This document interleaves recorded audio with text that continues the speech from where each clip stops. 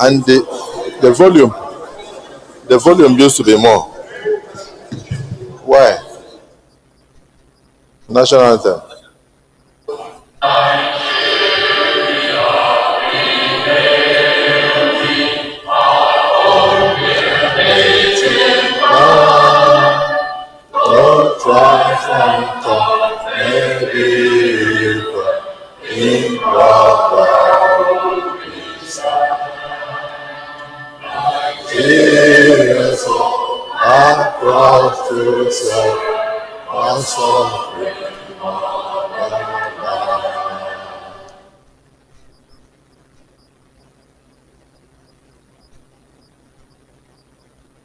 Let us pray.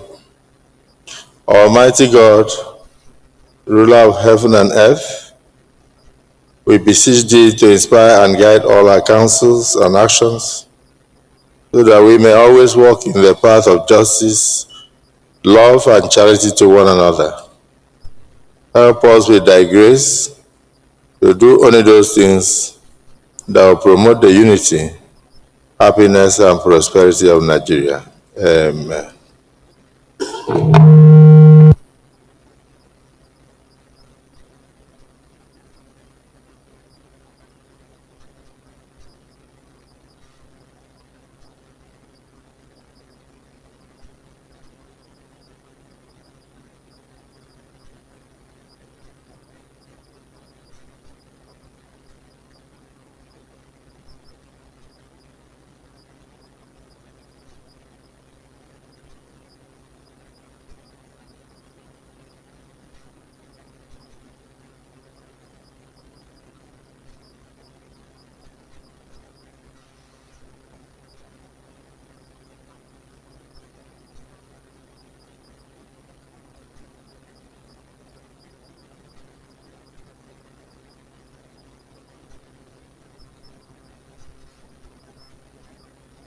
It's on the 40. Okay. Is this 40 or 41?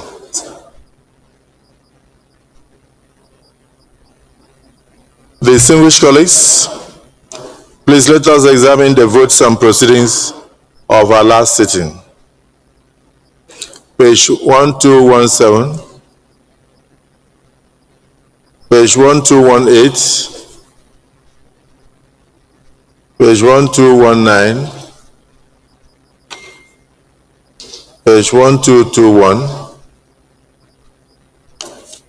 page 1222, page 1223, page 1224, page 1225, page 1226, page 1227, page 1228, page 1229, page 1230, page 1231, page 1232, page 1233, page 1234, page 1235, page 1236, page 1237, page 1238, page 1239, page 1240, page 1241, page 1242, page 1243, page 1244, page 1245, page 1246, page 1247, page 1248, page 1249, page 1250, page 1251, page 1252, page 1253, page 1254, page 1255, page 1256, page 1257, page 1258, page 1259, page 1260, page 1261, page 1262, page 1263. Distinguished Senator Kaka. Thank you, Mr. President, and my distinguished colleagues. Mr. President, let me use this medium to wish you happy birthday, God's guidance and protection as you mark your birthday today. Having said so, my name is Kakashehu Lawan. I represent the good people of Borno Central Senatorial District. Mr. President, I rise to move that the boards and proceedings of Thursday, the 4th day of December 2025 be approved. I so move, sir. Thank you. The Senior Senator Seriaki Dixon, Governor. Thank you very much, Mr. President, and my dear colleagues. Let me wholeheartedly, before I second, join my good friend, learned senior advocate and colleague, Senator Kaka. And I believe on behalf of all of us, even though the leadership will do it appropriately at the right time, in wishing you a memorable birthday. May I, on that note, therefore, second the motion. I so second. Thank you. The motion has been moved and seconded, and the birthday wishes have been extended to the Senate President. On behalf of my family, I receive the wishes and also return prayers to you that God will grant you peace, God will grant you prosperity, God will grant you good health, and you will finish this tenure, go to the next endeavor. For those of you wishing to come back, you will return in peace. And for those of you wishing to go higher, you will go so with the grace of Almighty God. I thank you. On that note, those who support that the votes and proceedings of our last sitting be approved, say aye. And those against say nay. The ayes have it.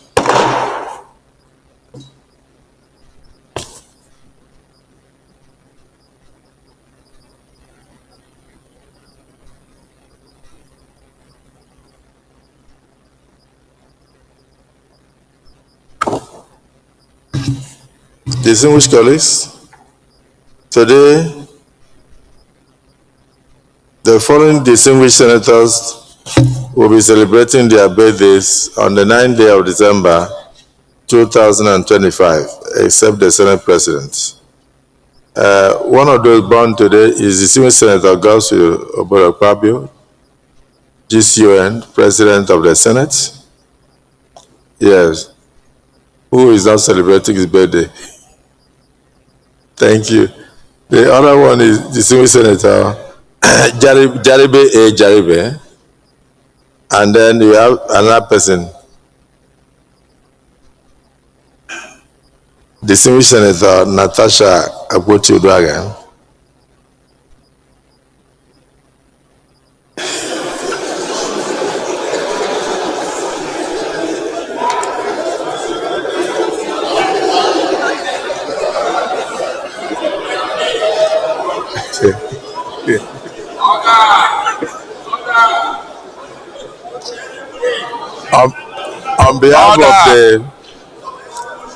On behalf of the Senate, I wish the distinguished senators aforementioned happy birthday, long life, prosperity, peace of mind and body, and many more years of service to our fatherland. This is signed by the President of the Senate.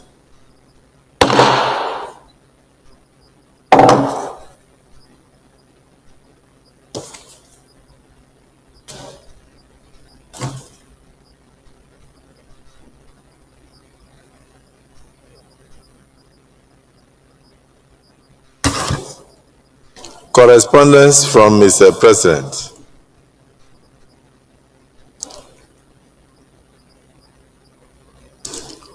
Distinguished Senator Godswill Akpabio, GCON, President of the Senate, Distinguished Senate President, request for confirmation of appointment of commissioners for Nigerian Electricity Regulatory Commission (NEC).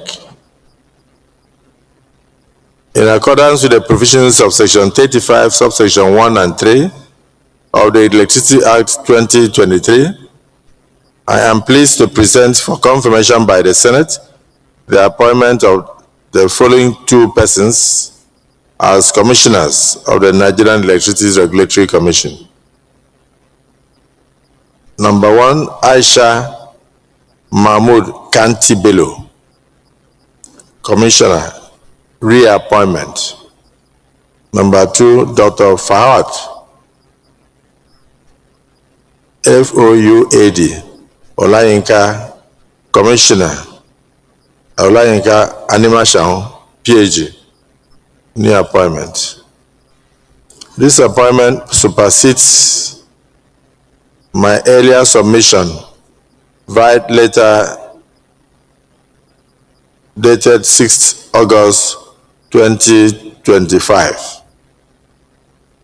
While it is my hope that the Senate will consider and confirm the nominees in expeditious manner, please accept, Distinguished Senate President, distinguished senators, the assurances of my highest consideration and personal regards. Yours sincerely, Bola Ahmed Tinubu, President, Commander-in-Chief, Armed Forces of the Federal Republic of Nigeria. This is referred to the Committee on Power. We'll report back to the Senate in 1 week.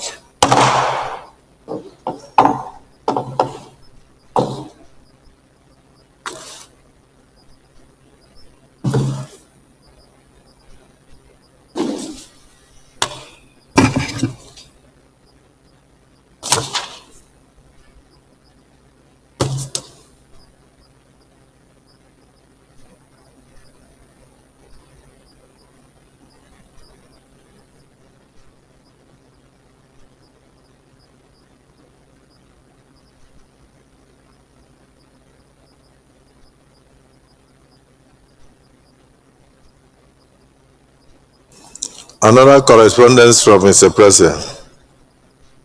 Distinguished Senator Godswill Akpabio, GCON, President of the Senate. Distinguished Senate President, requests for the consent of the Senate for the deployment of Nigerian troops to the Republic of Benin for peace mission.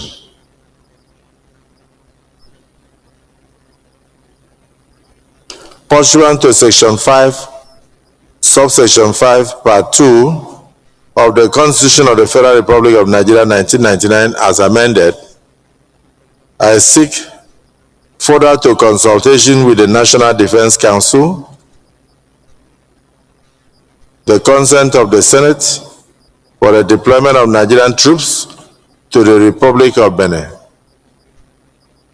This request is made further to a request received from the government of Benin Republic for the exceptional and immediate provision of air support by the armed forces of the Federal Republic of Nigeria.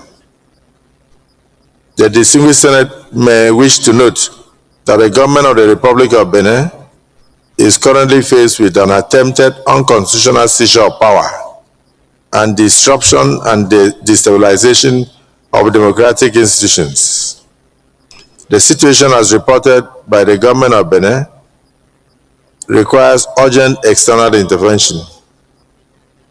The distinguished Senate, considering the close ties of brotherhood and friendship which exist between Nigeria and the Republic of Benin, as well as the principles of collective security upheld within ECOWAS, it is our duty to provide the support as requested by the government of the Republic of Benin.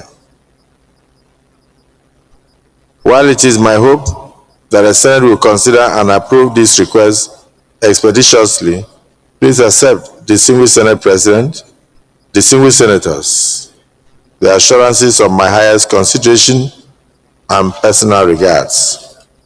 Yours sincerely, Bola Ahmed Tinubu, President, Commander-in-Chief, Armed Forces of the Federal Republic of Nigeria. This request for consent is committed to the Committee of the Whole for immediate action.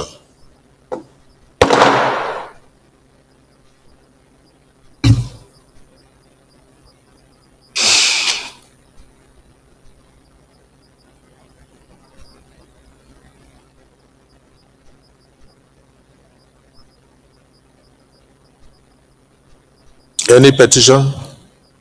Yes. Distinguished Senator Gbenga Daniels.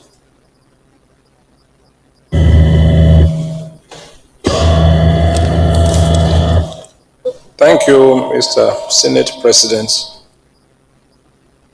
Based on Order 40, I ask for your permission to present to the Senate a petition from one of our constituents under the name the Apunre Community. This is a development association against the Nigerian Army. The petition is about an alleged illegal acquisition of community land in Ijebu Northeast local government area of Ogun State. Mr. President, sir, this matter is not before any court of law, and I urge that the Senate look into the matter expeditiously.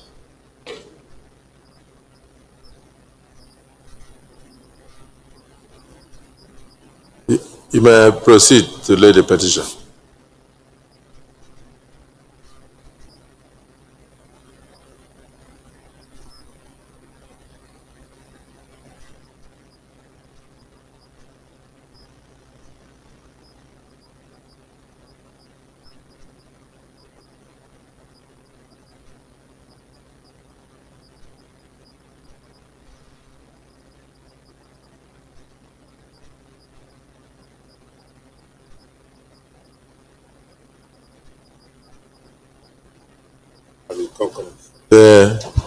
The petition is hereby referred to the Committee on Ethics, Code of Conduct, and Public Petitions to revert to the Senate within the next 3 weeks. Order.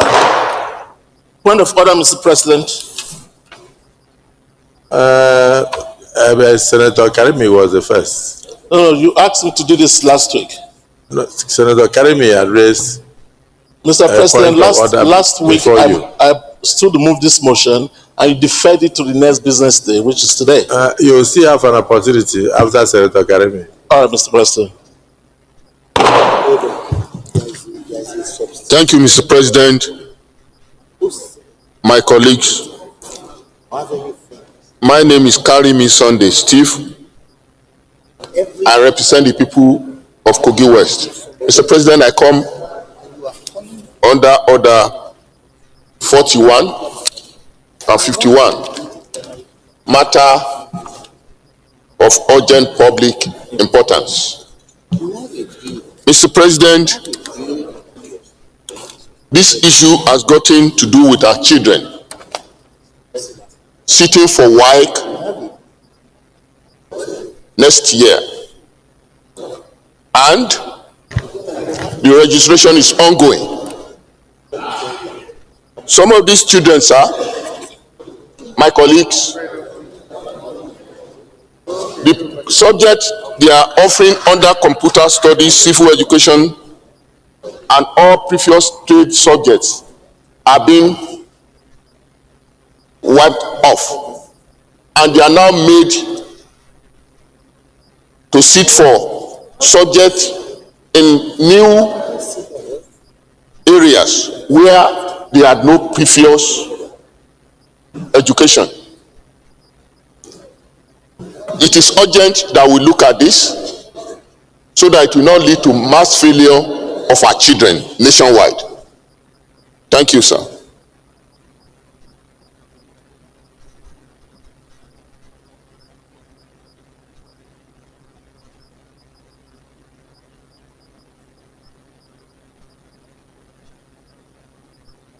Senator Olamiliko. Thank you very much, Mr. President.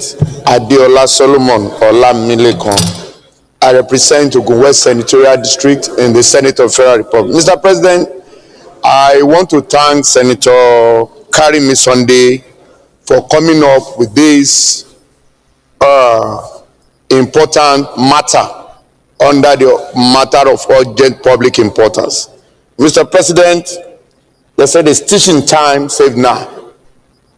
What Senator Karimi has brought before this Senate this morning is to call our attention to a matter that is very sensitive and that has to do with the future of our children.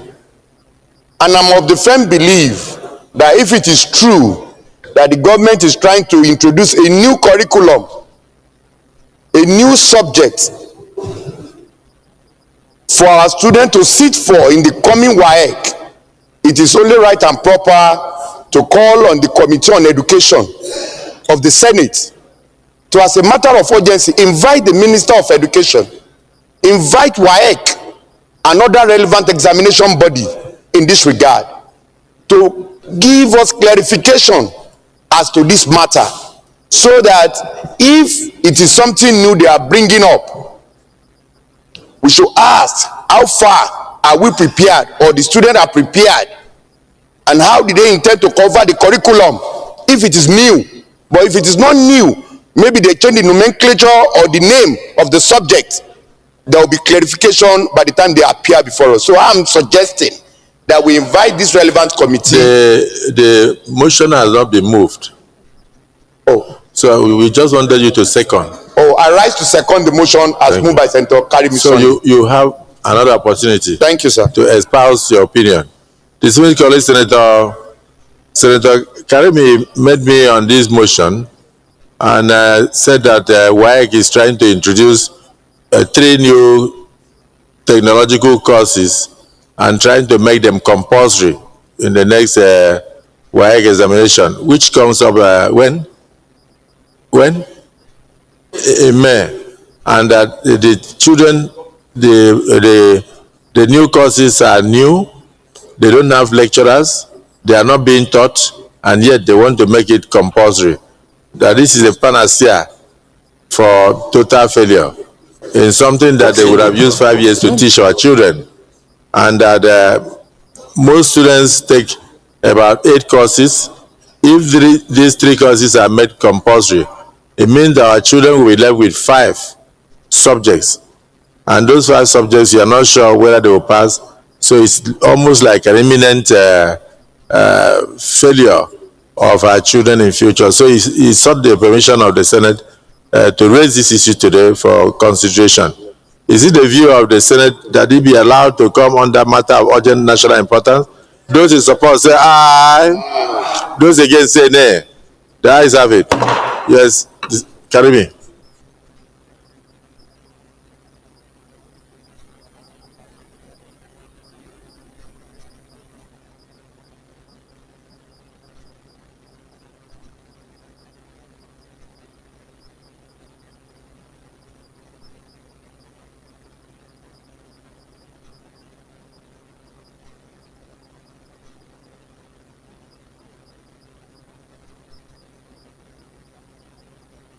Once again,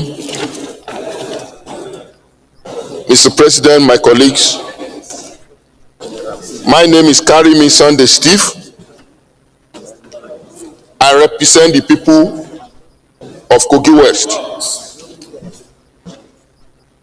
Need for Federal Ministry of Education and the West African Examination Council to review their policy and implementation date on guidelines for the change in the curriculum of secondary schools in Nigeria in order to allow secondary school pupils adequate preparation before examination.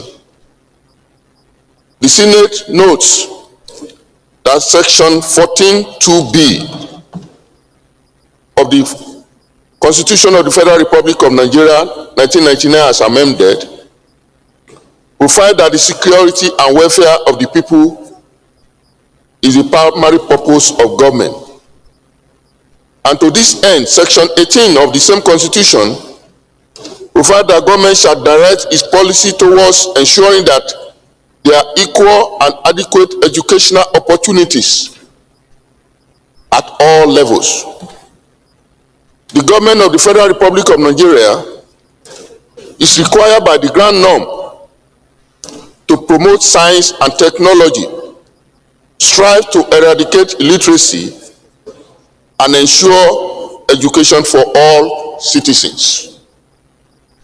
The Senate further notes that in line with the constitutional mandate and in tandem with the Goal 4 of the United Nations Sustainable Goals,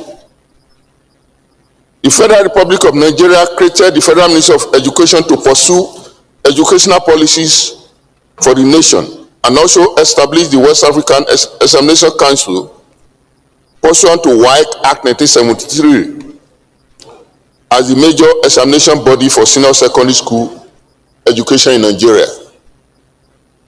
Aware that pursuant to the statutory mandate of WAEC in Section 2 of its Establishment Act, the Council issued a new guideline for the registration of students for the 2025-2026 examination. The guideline required that all SS3 students nationwide are required to adopt the new curriculum immediately, despite the fact that the guideline was initially scheduled to operate in the next 2 years and applicable to pupils who are currently in XX1 and who are scheduled to write WAEC in 2027-2028. Further aware by virtue of the new guideline, subjects such as computer studies, civil education, and all preferred trade subjects are being removed from WAEC Senior Secondary School Certificate Examination, as the courses no longer offered, not to be examined in exam slated for May through June 2026, despite years of preparation by senior secondary school pupils in Nigeria. Worried that with the removal of these 3 subjects and all pupils across all specializations and combination, be it science, humanities, and business courses, are left with only maximum of 6 courses each, despite the Examination Council requirement of a minimum offering of 8 and a maximum offering of 9 subjects for WAEC Senior Secondary School Certificate Registration and Examination. This implies that each pupil will have between 2 to 3 courses to be examined upon in May, June next year, despite not ever offering the courses before and with abysmal preparation. Cognizant that although the introduction of new trade subjects such as beauty and cosmetology, fashion design, garment making, livestock farming, computer hardware and GSM repair, solar photovoltaic installation and maintenance, and horticulture and crop production are commendable. Insisting that students without prior education on this subject should be examined thereon in May, June 2026, we have negative implications on the student exams and quality of examination results and standard. Results that the Federal Ministry of Education and West African Examination Council should exclude the current SS3 students who are slated to write senior secondary school examination in May-June 2026 and November-December 2026 from this guideline. That the new guideline by WAEC be implemented commencing with the current SS1 students who will be scheduled to write WAEC in 2027 through 2028 academic season to allow for adequate training and preparation in order to preserve and maintain credible educational standard. I hereby move. Distinguished Senator Oshomole.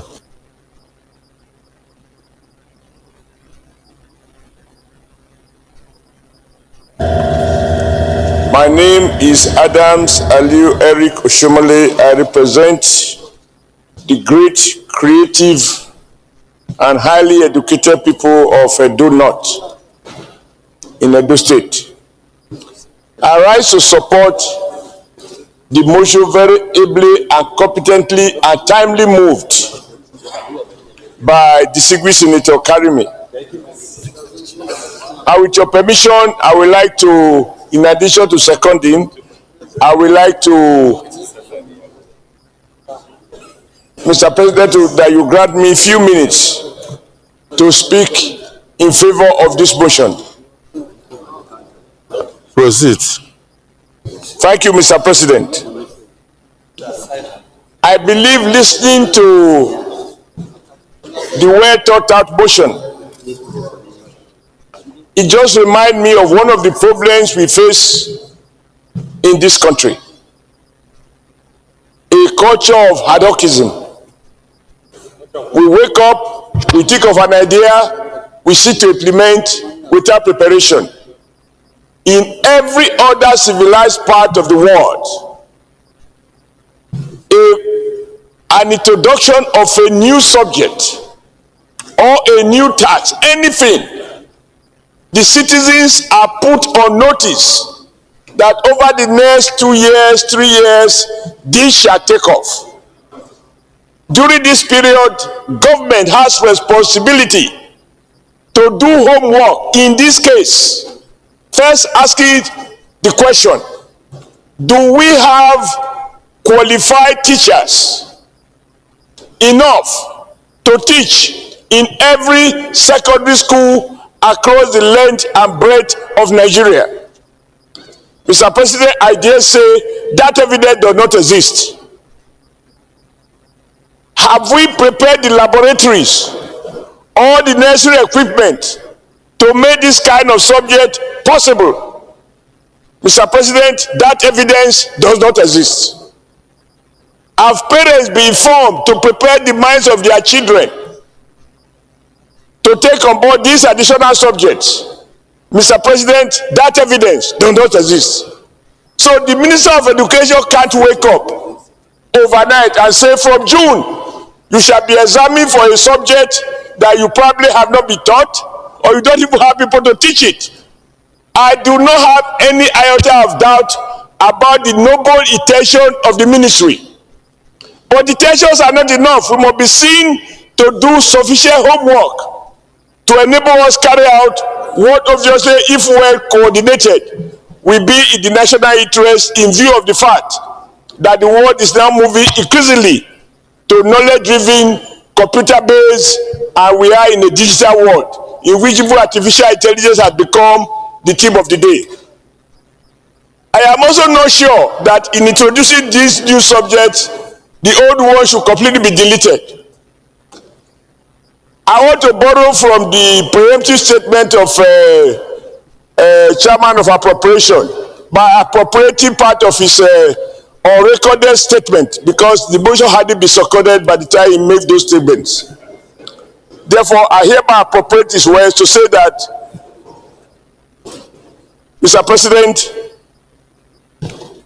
we need to invite the Minister of Education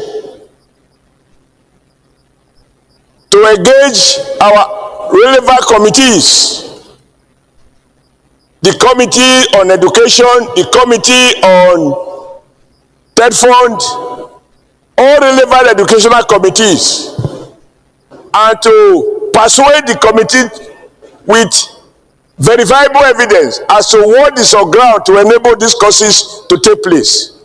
We don't plan in a manner that will cause embarrassment to our young ones and even to us as parents of children who are in school.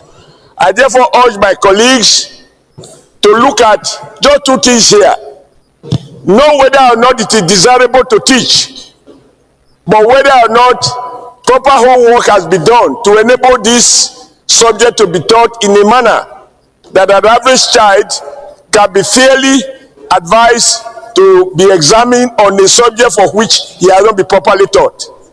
There is nothing wrong in saying, but in 2 years' time, this shall be compulsory and mandatory subject.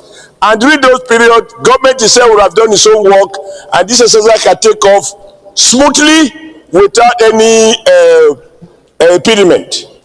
We must avoid the culture of ad hoc approach to issues that require systematic planning, budgeting, preparing the minds of young people and the not so young to expect that over the next X period, this subject shall become compulsory. I therefore second the motion, and I want to commend Senator Karime. I didn't know that, busy as you are with this issue you face in Kogi, that you have time to even have this depth of knowledge about these issues. Even we who are in the city here, I didn't even know that they are about to introduce this.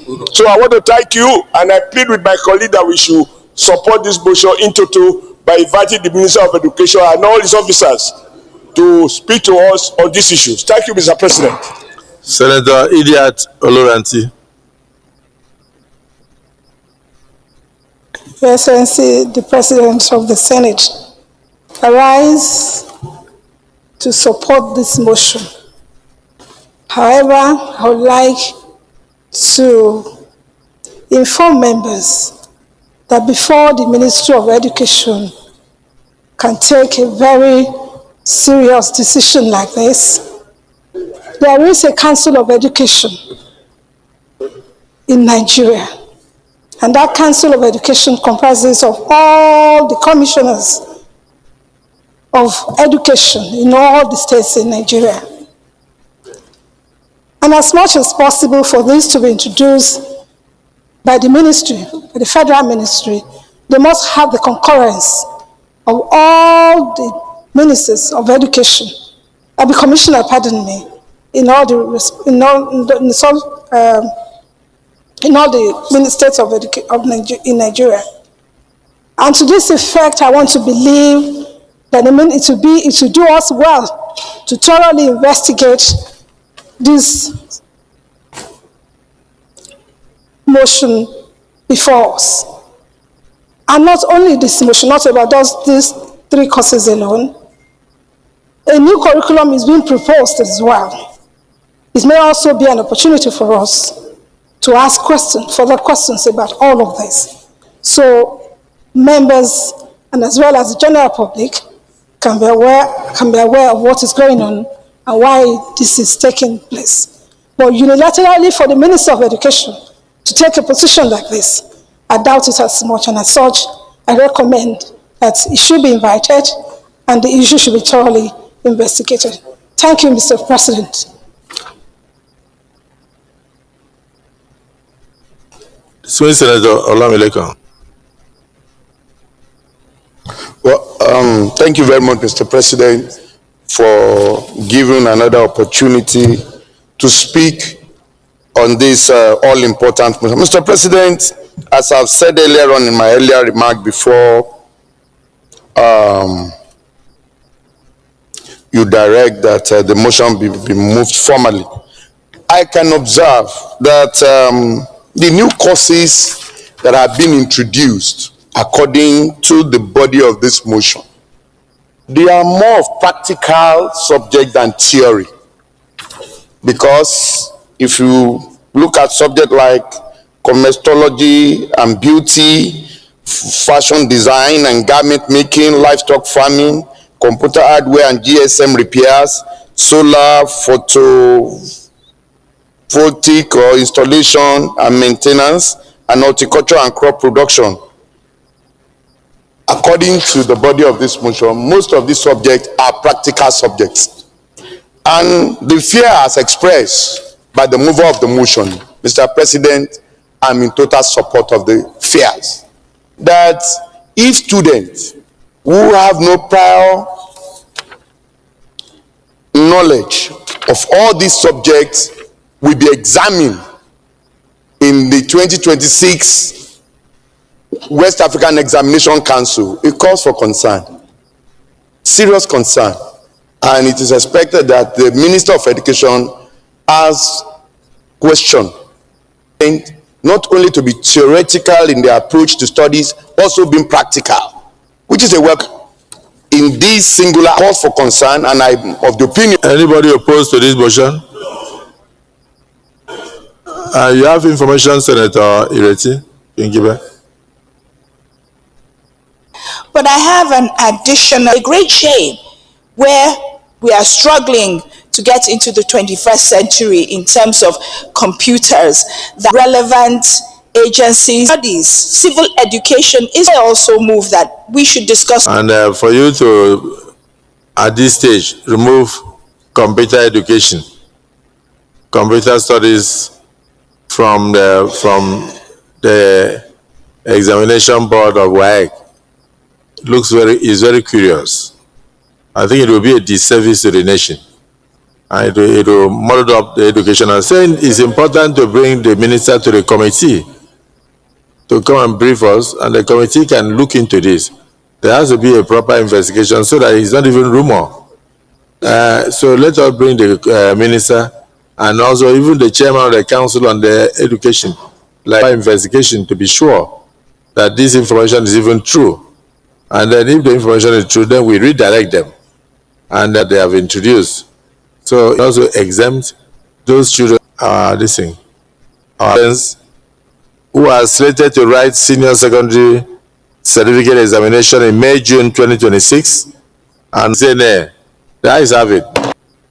To hear from them before we go further. I think so. Because if we pass this prayer, there was the essence of calling them.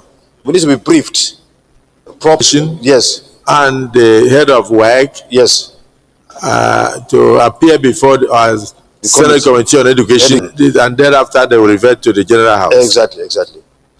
Yeah, Mr. President. Any seconder, Senator? Yeah, Mr. President. I second the motion, but also further to say these two prayers, education and other relevant committees to engage you on the matters arising from this motion. Yes. If you look at prayer 1, you are giving him an instruction. If you look at prayer 2, you are also giving him an order. So what you need to do, these two prayers at now are not necessary, because we said we should invite him, call him, ask questions, and arising from his answers, then we'll bring back the recommendation of the committees to the is one you have to come by way of motion for rescission. Yes, you have to come by way of motion for rescission. So the prayer 2, that the guidelines by WAEC be implemented commencing. So I think that one we can go with the Deputy Senate President's motion. And it doesn't mean that you will not still go back to prayer 1 when you are meeting with the committees on education and have a dialogue on the issues raised in this motion. Say aye. Those again say nay. The ayes have it. So let me quickly thank distinguished Senator Karimi, and to say that these are very weighty issues, and that it's also preemptive, so that we do not have mass failure in WAEC in the 2026 examinations. So I thank you for bringing this up. I thank my colleagues for their contributions, and I want to say that the chairman of the Senate Committee on Education and all relevant committees in the educational sector should immediately invite the ministers, and they should look into these issues and report back to this Senate within 2 weeks, so that it will help us to plan, because we can't allow this to enter January. I believe that these are issues that should be dealt with before we enter into the new year. Those in support say aye. Those against say no. We have two committees and secondary. Is within the purview, purely. Is he here? Basic secondary, one committee. But what about a committee on tertiary? No. No. Okay. It's called Committee on Education Basic. It has come with the relevant agencies so that we can have a more robust engagement, because the issues are very serious, and to revert to the Senate within the next 2 weeks, so we don't end up Buhari. My name is Senator Neda Imason.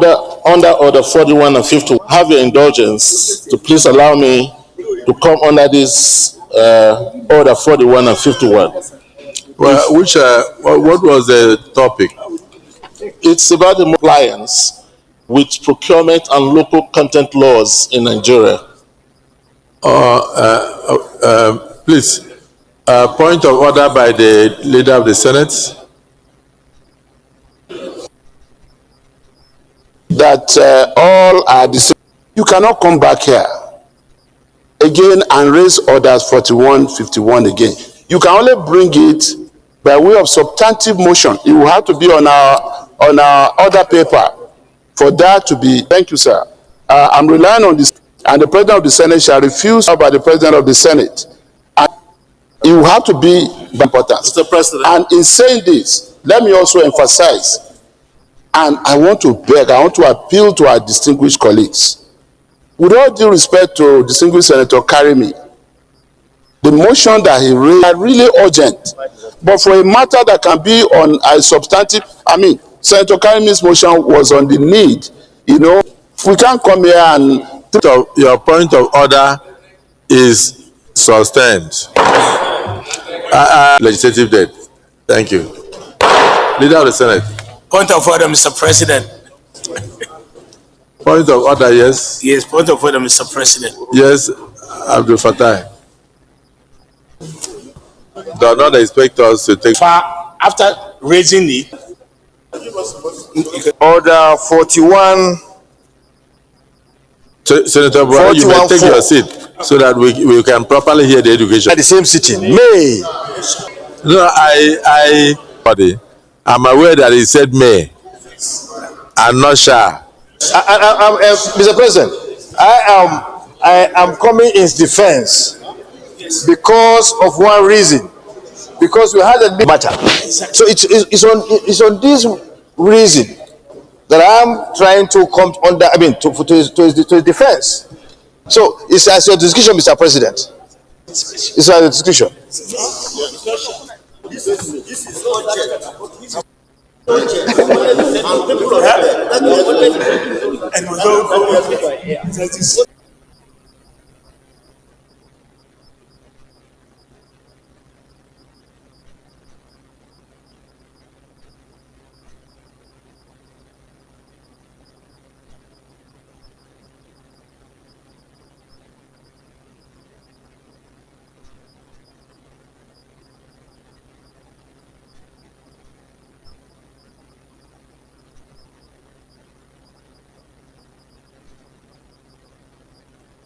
Senator Buhari, go ahead. Let us hear what you want to say. Thank you, Mr. President. Buhari Abdul Fattah, Oyo North. Thank you very much, DSP. Mr. President, in the last 1-2 months, Nigerians have been suffering and complaining and shouting on the price hike of airline. Traveling from Abuja or traveling from Asaba. Distinguished colleagues, Senator Abdul Fattah Buhari, the chairman of the Senate Committee on Aviation. On aviation, sit down. Thank you, sir. Discussed this issue with me, that even to take a flight of 35 minutes from here to Enugu, that is 500,000, and that it used to be 100 and something thousand. So that kind of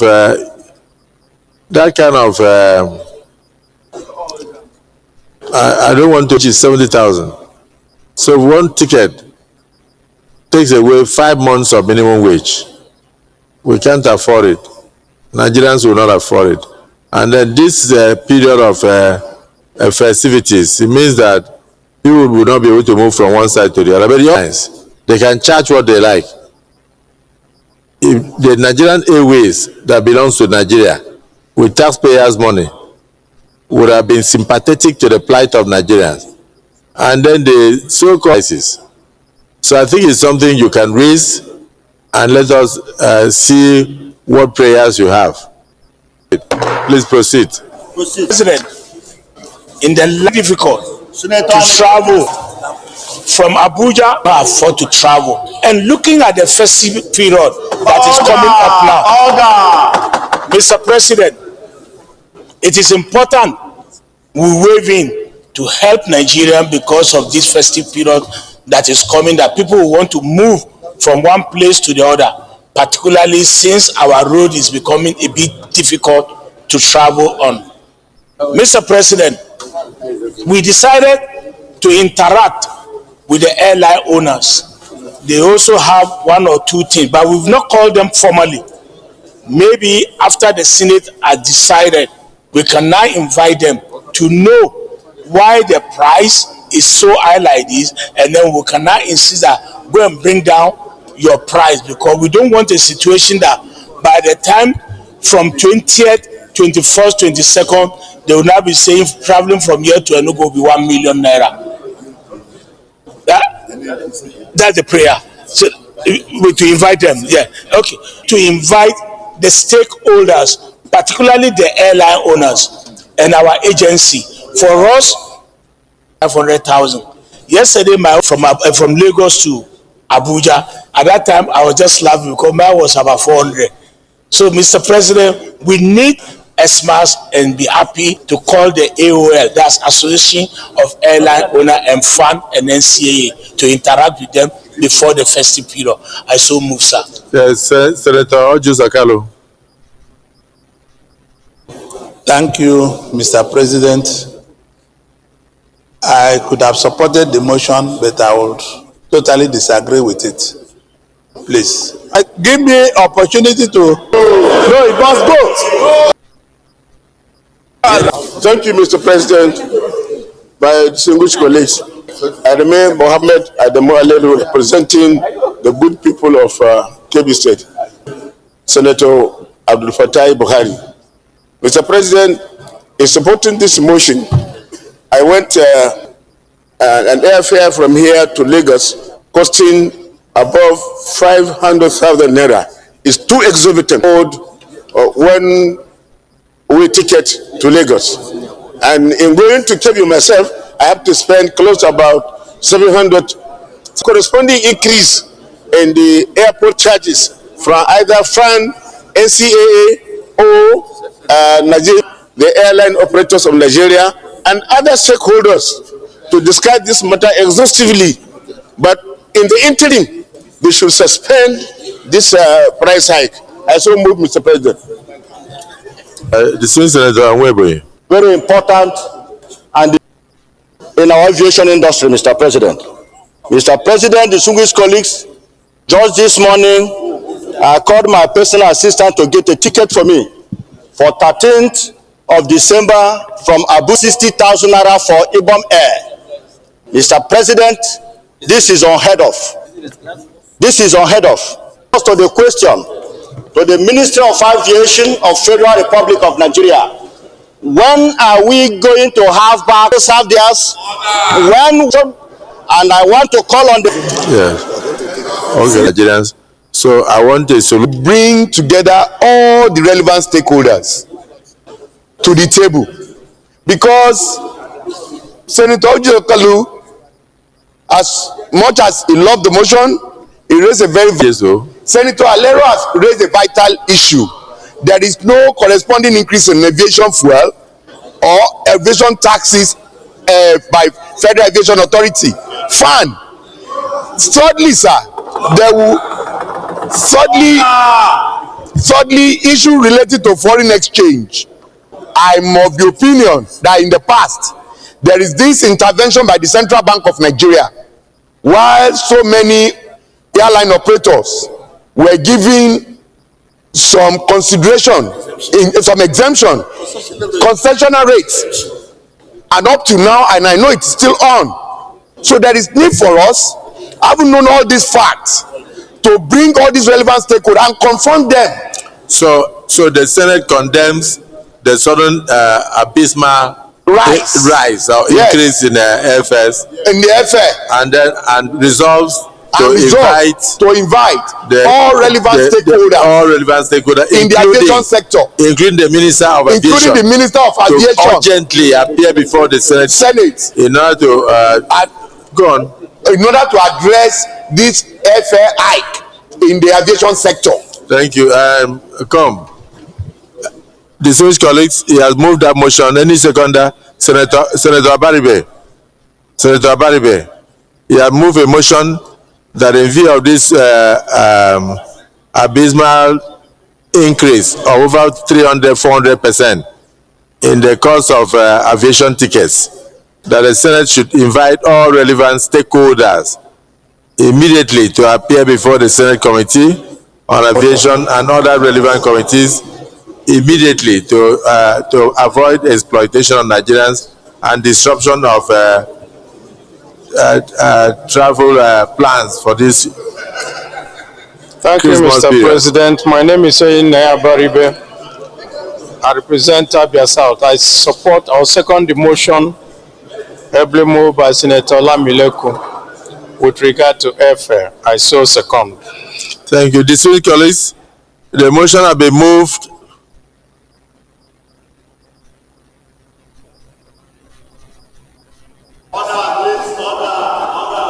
The motion has been moved by Senator Lamileku. Because the abysmal rise period, and that this should be done immediately, not this week. You are right. It should be astronomical. Astronomical increase in airfare. Thank you, so, sir. Take him. Additional prayer. When they come now,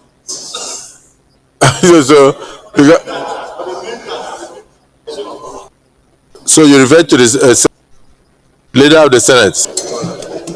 Of the Federal Republic of Nigeria, acting through our sovereign and take a decision in overriding public interest. I so move.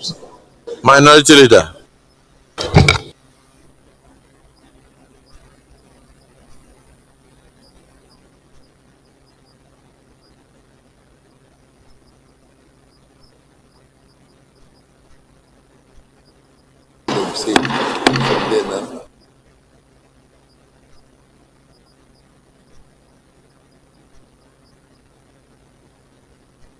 Of the Constitution of the Federal Republic of Nigeria 1999 as amended, Mr. President has sought Nigerian troops to the Republic of Benin in order to ensure, and he has sought for the consent of the Nigerian Senate for actions the Republic of Nigeria to deploy Nigeria. The request of Mr. President to plenary to enable the chairman report.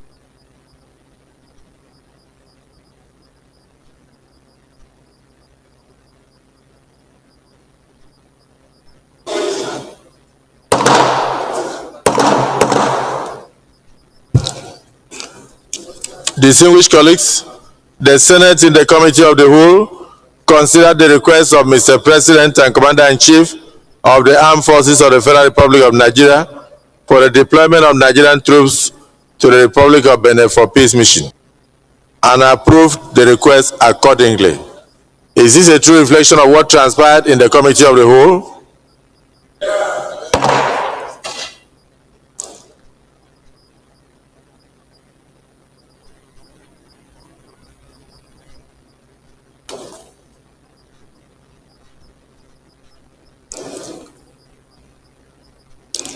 Distinguished colleagues, will the Senate now confirm the actions of Mr. President in the deployment of the Air Force and troops to Benin Republic to ensure peace mission and restore order and sanity for complying with the constitutional requirements, requesting the Senate to give him the approval and consent. Injury to one is injury to all. And moreover, the impact this would have had on Nigeria, and we wholly consent. Mr. President, very distinguished colleagues, Act Repeal and Reenactment Bill 2025 SB 70. Mr. President, distinguished colleagues, leader. Mr. President, Prohibition and Prevention Act Amendment Bill 2025, Cybercrime Prohibition. short title of the bill. Clerk of the Senate. Mr. President, distinguished senators, National Commission for Women.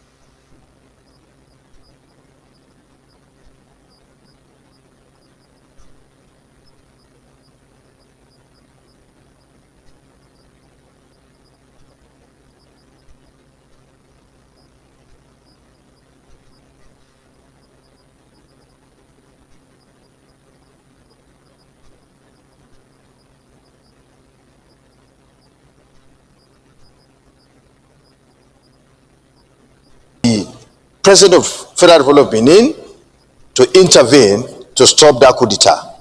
And I wanted to participate, to make that remark, but I couldn't do so. So I am coming under this order to be allowed to convey that message to this August Senate.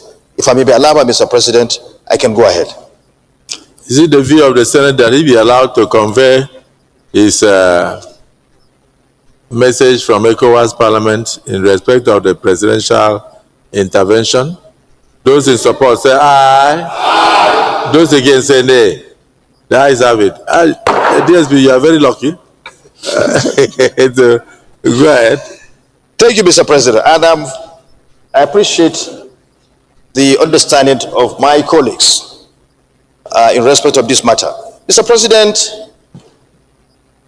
we woke up to hear in the news that some soldiers were staging a coup d'etat in the Republic of Benin, just our neighbor here.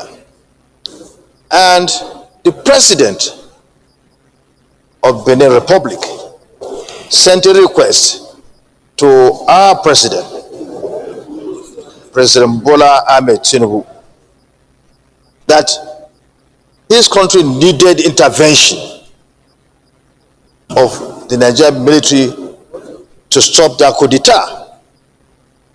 We were not in session. We were not sitting then. Based on the provision of our constitution, as the matter was urgent, the president intervened using our military to stop that ugly situation, to save democracy in Republic of Benin. That was a wonderful gesture. And to God be the glory.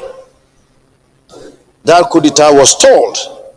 And now, constitutional order, democracy is now restored fully in the Republic of Benin.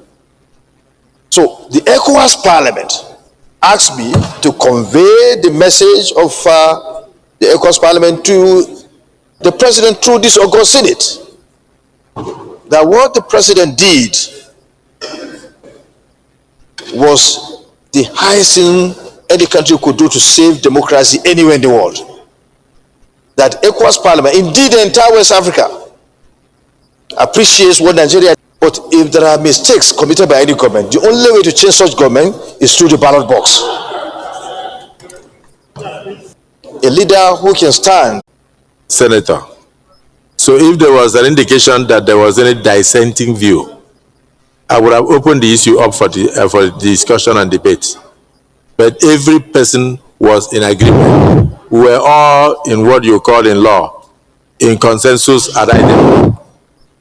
We were all in agreement. That was why we we knew that the president was in order and that he acted in the best interest of not just Benin Republic, but in the best interest of Nigeria first.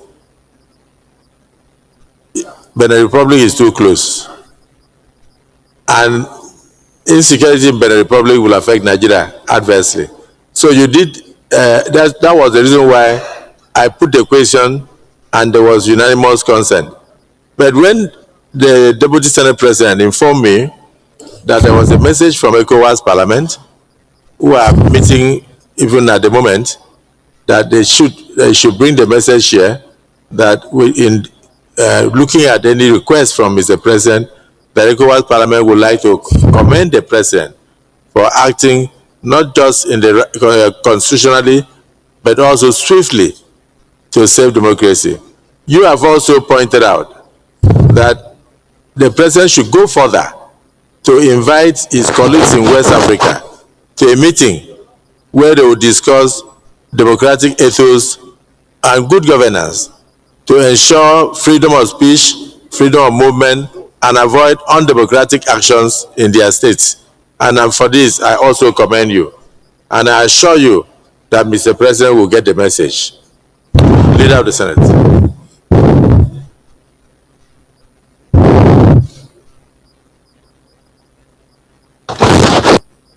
Thank you, Mr. President, and very distinguished colleagues. Contributions have been made and we are all united on this. The only thing that is just left for me to do is to draw the line of demarcation between the provisions of subsection 4 and subsection 5 of section 5 of our Constitution, so that even members of public will not mix this up. Under section 4 sub 4, the president would have had, under section 5,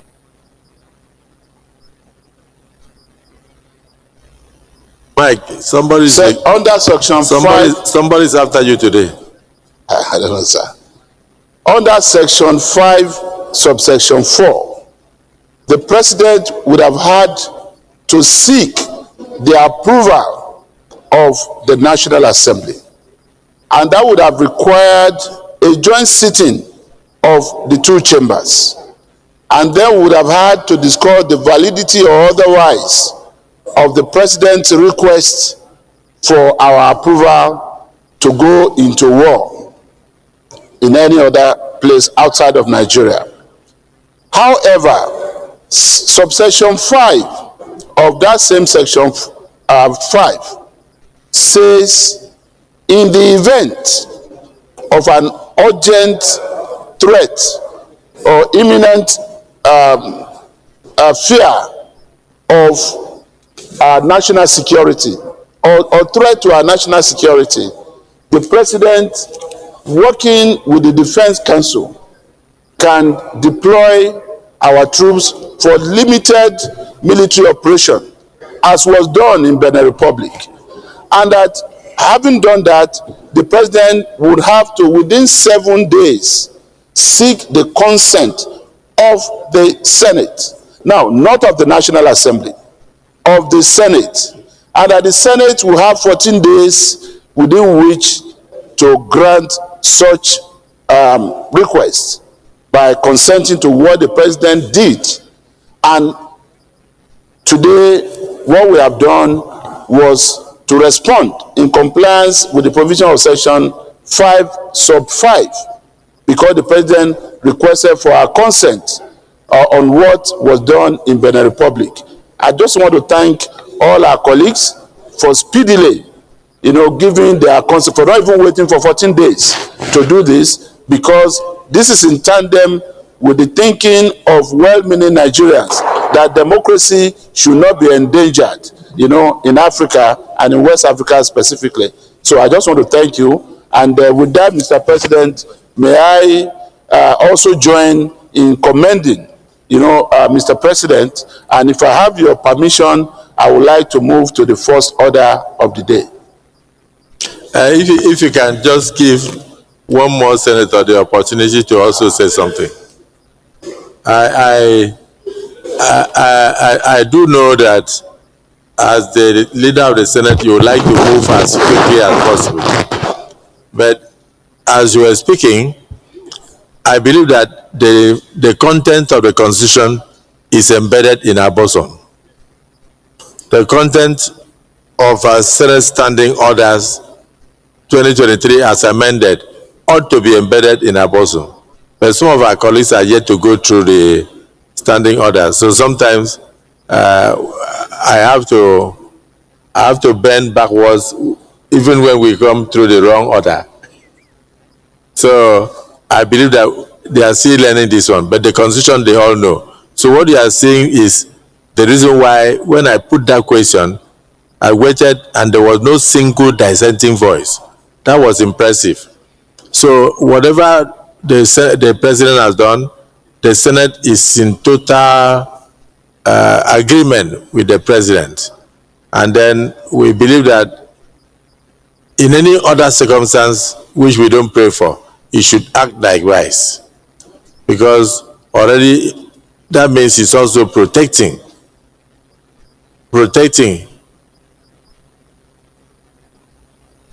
the borders of the Federal Republic of Nigeria. So I join you to also commend Mr. President. But Senator Jimo Ibrahim, PhD war. The president is not going to war. The president is only going there for peace mission. So you don't have a PhD in peace mission, do you? So you need to talk. Mr. Senate President.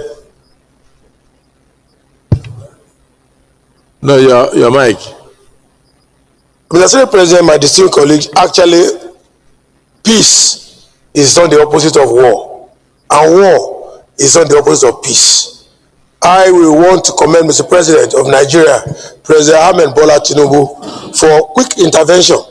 But may I remind you, Mr. Senate President, with due respect, that there is nothing really too surprising about this military action, because, for example, the United States has taken military action in 251 countries since 1991. 251 times. How many? 251 military intervention since 1991. United States of America have launched military action in various countries 261 times. This is 1991. If you take the history backward, since 1798, they have launched in 469 times of military action. So, Nigeria is the giant of Africa, super leader. And President Tinubu will not compromise Nigeria's integrity in leading the geocentric politics, particularly in West Africa. So it called to bear that, taking the example of the hegemonic leader of the world, that's the United States, coming back to the hegemonic leader of West Africa, which is Nigeria, if they have intervened since 1991 to the present day, 261 times military actions in various countries and 486 times since 1759. Then what are we talking about? So our president, we must commend him, and I must join my colleagues in also celebrating your proactive leadership of quickly moving, calling for that question about if everybody here is in tendium with Mr. President action, which again, like you already said, no single dissenting voice, because whatever affairs in the republic is an extension of Nigeria. You know, these are small sovereign states, and they need to enjoy democracy. A liberal democracy is very, very important. So I submit that United States of America, being the hegemonic leader of the world, having intervened in 269 times military actions in various countries, is in tendium with what President Bola Ahmed Tinubu have actually done in time of the republic. And I do hope that you will take cognizance of the fact that I said that peace is not the opposite of war, and war is not the opposite of peace. So I think this action is quite commendable, and I thank my distinguished colleagues for their support and their commendation to Mr. President, including what you have said. I think it's a joyful day for you today. It's your birthday, a celebration of liberal democracy, liberal praxis and taxonomy that we find in you, the praxis of liberalism, which is collaboration and cooperation, a distillment order, peace and unity to this country. And lastly, let me also say, in the occasion of your birthday, that you share the same thing with President Tinubu. President Tinubu is a liberalist who believes in cooperation and collaboration to have harmonious peace in the geocentric politics of West Africa. So once again, I wish you happy birthday and many happy returns of peace to you and your family. But peace is not the opposite of war. Thank you.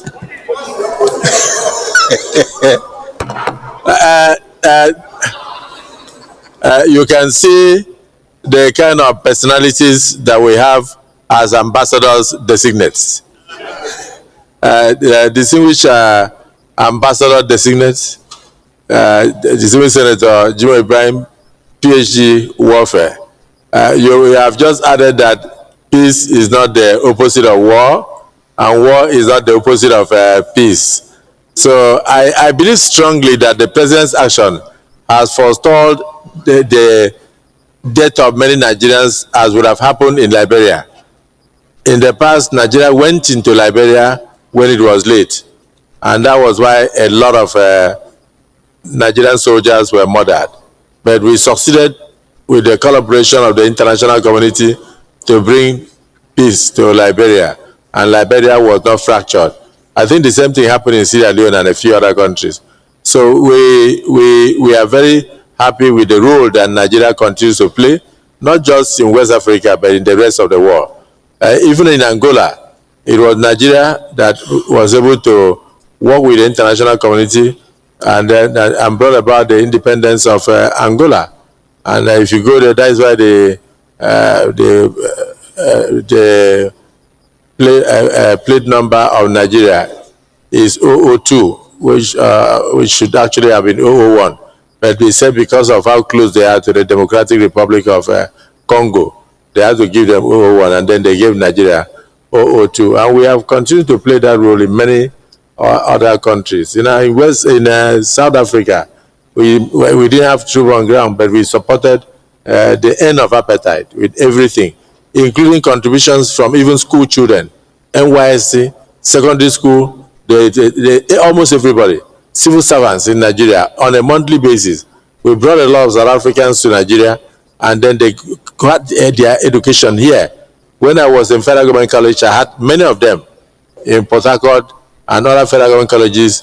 We provided all we could to support our brothers and sisters in the rest of Africa. So the role of the president is, again, in tandem with what past leaders of Nigeria had always done. But the swiftness of this action is what made the Nigerian Senate to give its consent without a single dissenting voice and under 1 hour. Because if it wasn't swift, we would have waited until it led to bloodshed. Here there was no single bloodshed. So we commend Mr. President very seriously. Let me end with the Chief Whip of the Senate, if he has anything to say.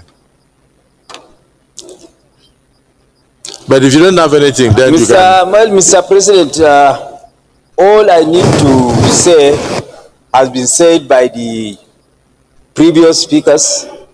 But since you have recognized me to speak even without raising my hand, I think it is only gentlemanly for me to contribute my widow's mite towards this commendation.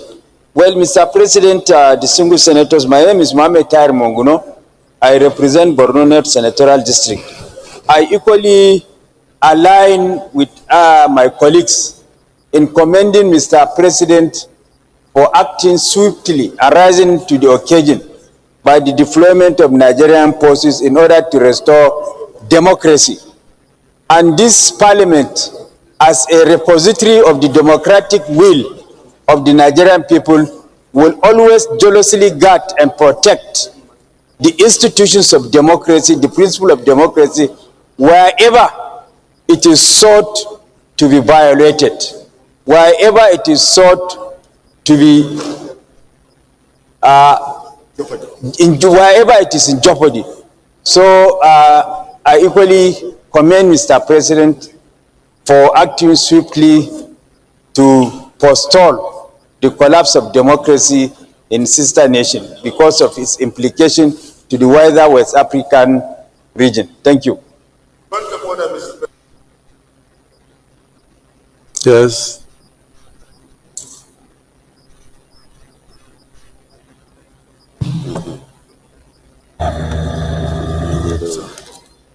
Order 52. My name is Mohammed Adamu Aleru. I represent KB Center.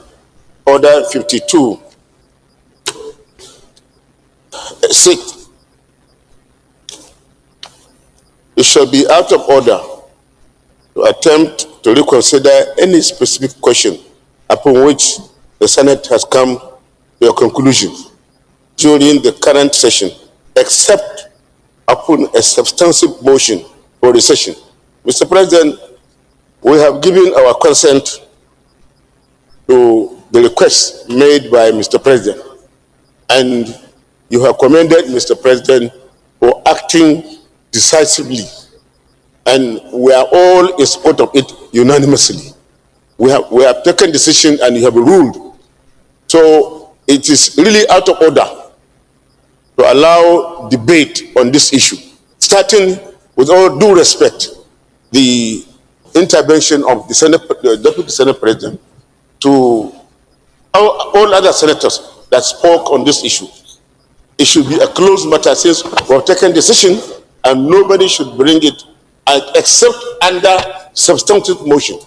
So please, we should close this discussion and let's continue, please. Thank you. Thank you. No, point of order noted. Yes, Deputy Senate President. Okay, he has ruled. I said noted. I'm coming again under order 1B. It reads, the entire order. The proceeding in the Senate in all committees of the Senate shall be conducted in accordance with the following standing orders. B, in all cases not provided for in this standing order or by sessional or other orders or practice of the Senate shall by resolution regulate its procedure. Take it along. Now, section 6 of the Constitution, constitutional order, the ground norm. Subject to the provision of this Constitution, the Senate or the House of Representatives shall have power to regulate its own procedure, including the procedure for summoning and recess of the House, which gave rise to this. And this clearly states that in all cases, in whatever you want to do, you can come under this order and do that, even if it's not part of what is provided inside the rule. So, and this is what we did, and you put the question, and the entire Senate agreed that I should convey the message of ECOWAS Parliament. So I didn't do anything outside the rule. We followed the rule strictly. and is in the interest of this nation. Our president did well, and what we did is to commend Mr. President and for his support for democracy, and to commend the entire country for supporting the president to protect democracy's role of Benin. So I have not done anything wrong. I so, Mr. President. Actually, it's very important that you clarify that position, that despite the fact that we had come to a conclusion in granting Mr. President consent to deploy troops for the peace mission and also ensuring that we back him, that you came under Order 1B to drop a message from ECOWAS Parliament. It is true that we have our rules, but also true that in any provision, any situation not provided in the rule, that we have the right to regulate our own procedures. I'm sure even Senator Alero is aware of that. So, in other words, your point of order is not only sustained, but every other contribution is hereby also sustained. Leader of the Senate.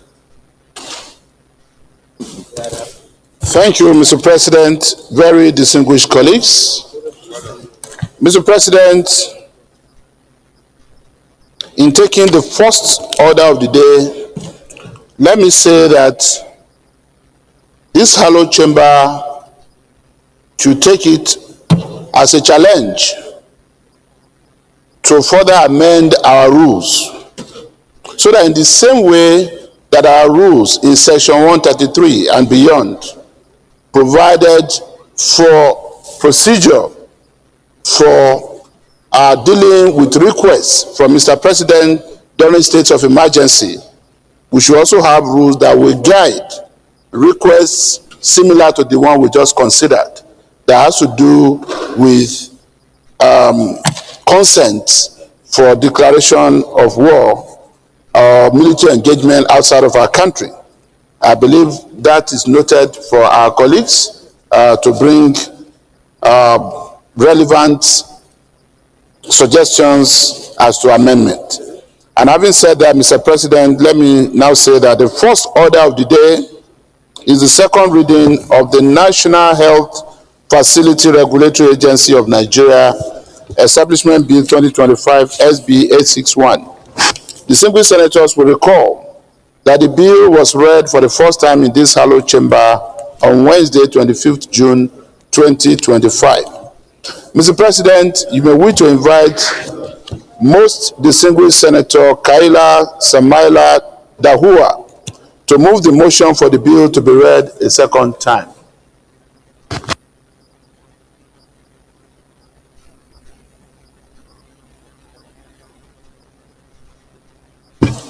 Distinguished Senator Samaila Kaila Dahua.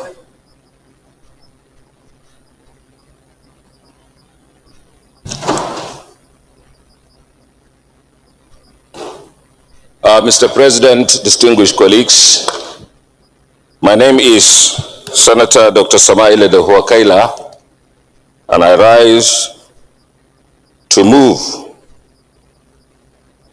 a motion for the second reading of a bill on National Health Facility Regulatory Agency of Nigeria Establishment Bill 2025 SB 861. Mr. President, with your permission, I would like to lead the debate.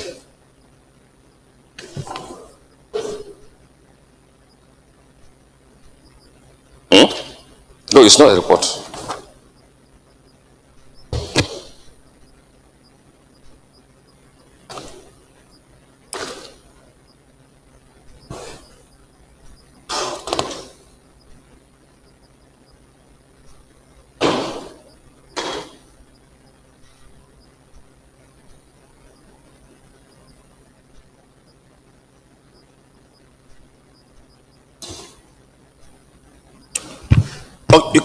You may proceed. Thank you, Mr. President. Mr. President, my distinguished colleagues, permit me to lead the debate on a bill seeking to establish the National Health Facility Regulatory Agency of Nigeria, seeking to regulate health services, empower health services users, and support healthcare workers through care standard setting, monitoring to ensure compliance with standards, and accreditation for care quality and safety assurance. This bill was read on the floor of the Senate on Wednesday, 25th June 2025. Mr. President, distinguished colleagues, there is growing dissatisfaction with Nigeria's medical services in general, as evidenced by the growing and extensive use of so many alternatives like traditional medicine, religious bodies, self-medication, and indeed by the amount of money spent on outbound medical tourism to seek for medical attention outside the shores of Nigeria. Paradoxically, Nigerian trained healthcare professionals, doctors, nurses, are among the best in Europe and America and elsewhere. Despite the increased vigilance from the rather fragmented healthcare regulators, unsafe practices continue, including considerable quackery, resulting in significant patient harm. Mr. President, my distinguished colleagues, the objective of regulating an industry include ensuring product and service safety, quality, fairness, maintaining stable and competitive markets. It is important to emphasize that industry regulations has transformed many industries in Nigeria, ensuring that investment. Notable examples are the banking industry, which was transformed strategically by applying regulations. Private healthcare can also easily be transformed in this country through strategic regulation, thereby creating broader access to safer, quality, and affordable healthcare for all. Mr. President, distinguished colleagues, what is the current state of healthcare regulation in Nigeria? The National Health Act of 2014 outlined the structure of healthcare regulation in Nigeria. The Federal Ministry of Health is responsible for developing national health policies. The State Ministry of Health supervises public and private health facilities within their jurisdiction. The Federal Ministry of Health regulates facilities within the state, local government health authorities provide, maintain primary health within their domains.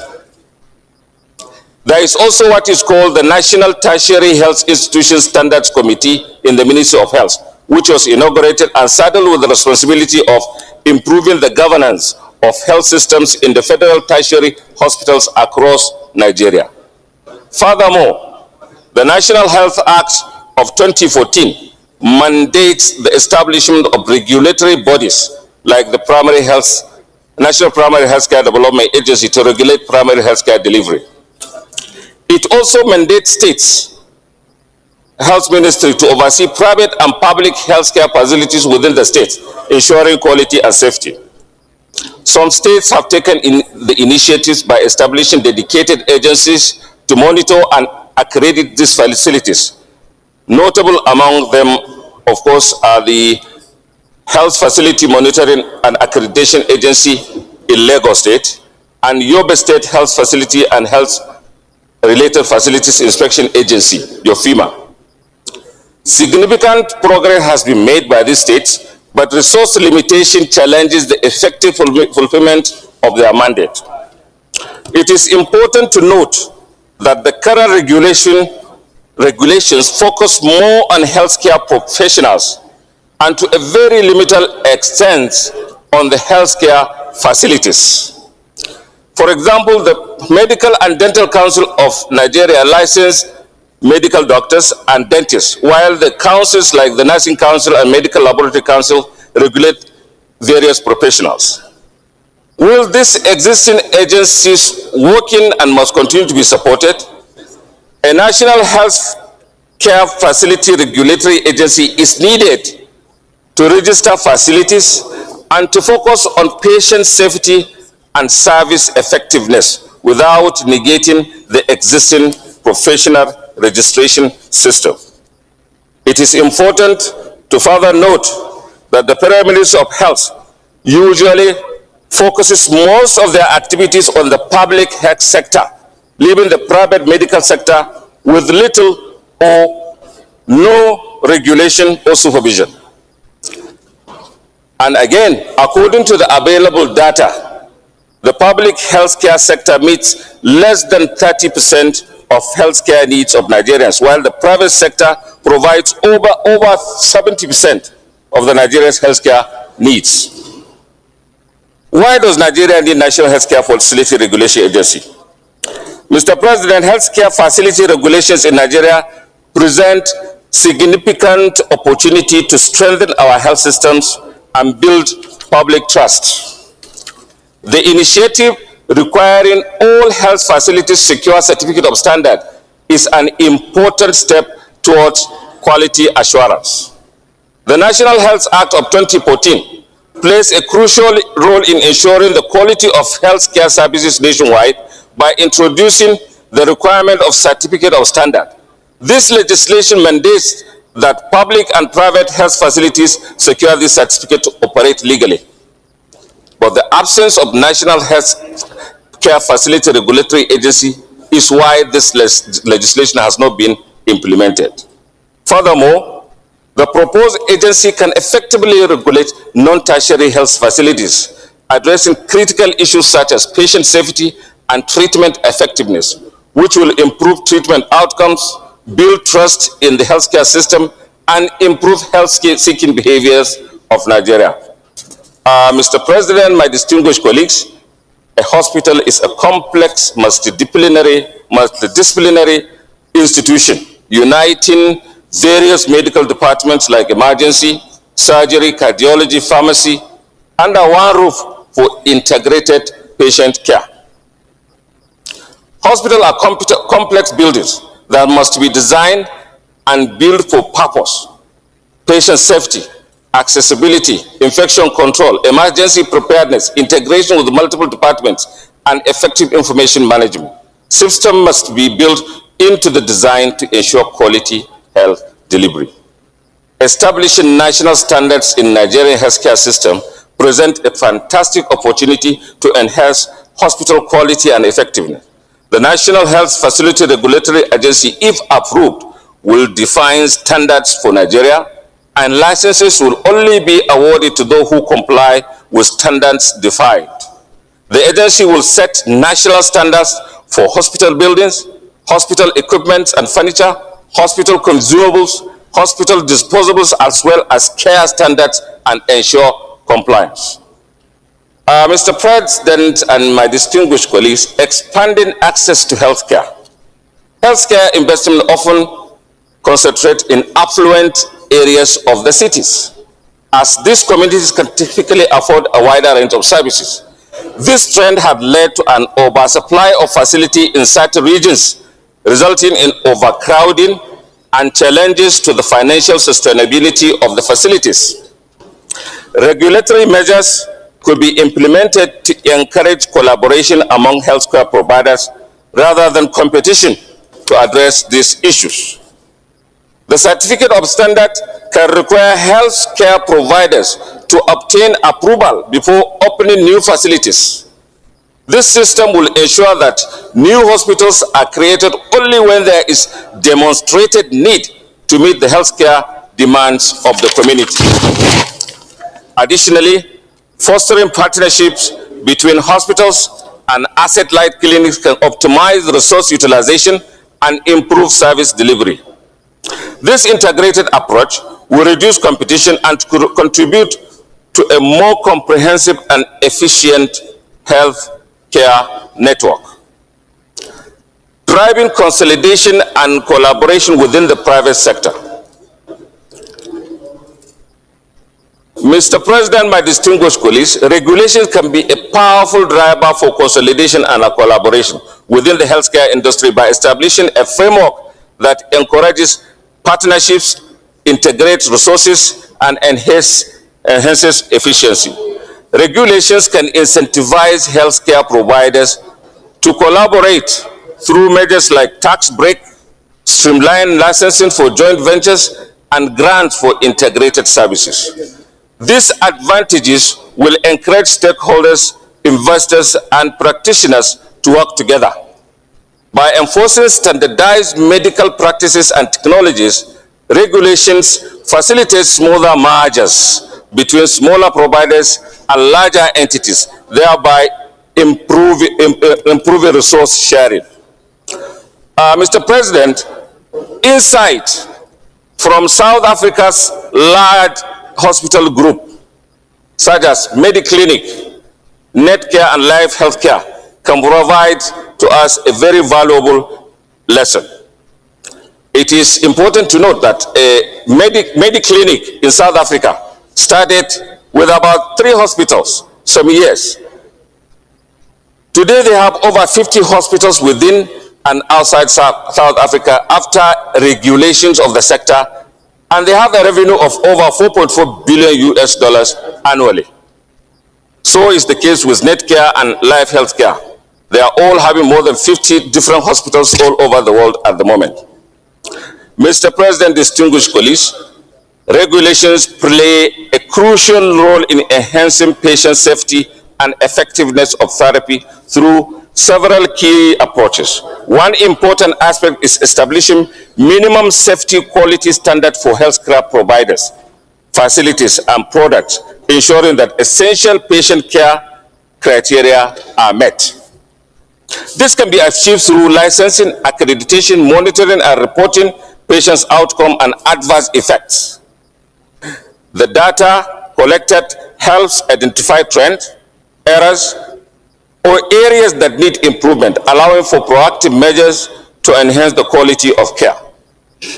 Regulation also promotes adherence to evidence-based clinical guidelines and best practices, ensuring that therapies are effective and grounded in current scientific knowledge.